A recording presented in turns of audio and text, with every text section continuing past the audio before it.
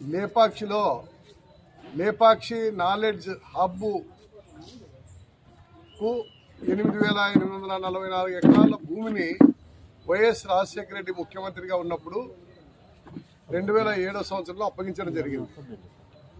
మరి ఈ యొక్క 8,844 ఎకరాల భూమిలో పరిశ్రమలు ఏర్పాటు చేసి ప్రత్యక్షంగా ఒక 20 లక్షల మందికి, పరోక్షంగా ఒక 50 లక్షల మందికి ఉద్యోగ అవకాశాలు కల్పిస్తామని, Lepakshi knowledge hub international airport బెంగళూరుకి 65 కిలోమీటర్ల దూరం ఉంది. అందుకోసం శరవేగంగా అభివృద్ధి జరుగుతుంది. అందుకోసమని అతి కారు చౌకగా భూముల్ని రాజశేఖర రెడ్డి ప్రభుత్వం కట్టబెట్టింది.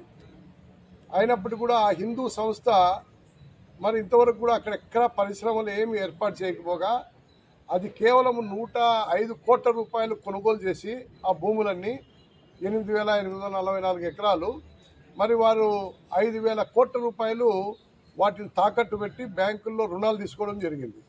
దానిపైన గతంలో తెలుగుదేశం పార్టీ, సిపిఐ, ఇతర పక్షాలన్నీ కూడా కలిసి ఆ యొక్క భూముల్లో పరిశ్రమలన్నా పెట్టండి, లేదా లేపాక్షి నాలెడ్జ్ హబ్ భూముల్ని తిరుగు రైతుల కన్నా ఇవ్వండి అని చెప్పని డిమాండ్ చేస్తూ పెద్ద ఎత్తున ఆందోళన నిర్వహించినాం. కానీ అప్పటి ప్రభుత్వాలైనటువంటి జగన్మోహన్ రెడ్డి ప్రభుత్వం స్పందించలేదు. పైగా జగన్మోహన్ రెడ్డి ప్రభుత్వము ఆయన మేనల్లుడు రవీంద్రనాథ్ రెడ్డికి ఆ భూములన్నీ కట్టుబెట్టేదానికి వేరే విధంగా వాళ్ళు 4,000 కోట్ల రూపాయలు అప్పు తీసుకొని బకాయి పడి హిందూ సంస్థ యాజమాన్యం చేతులు ఎత్తేసిందని పరోక్షంగా మరలా రవీంద్రనాథ్ రెడ్డి వేలం పాటల్లో కొనేదానికి రంగం సిద్ధం చేసింది. అటువంటి పరిస్థితుల్లో తెలుగుదేశం పార్టీ, సిపిఐ పార్టీ పెద్ద ఎత్తున ఆందోళన చేసి వాటన్నిటిని నిలువరించింది. అందుకోసం గతంలో మా యొక్క డిమాండు, లేదా తెలుగుదేశం పార్టీ ఇప్పుడు అధికారంలో ఉన్న ప్రభుత్వం యొక్క డిమాండ్ ఏమంటే ఆ భూముల్లో పరిశ్రమలన్నా పెట్టండి, లేదా తిరిగి ఆ భూములన్నీ రైతులకు అప్పచెప్పండి అని చెప్పనని మేము ఆందోళన చేశాం.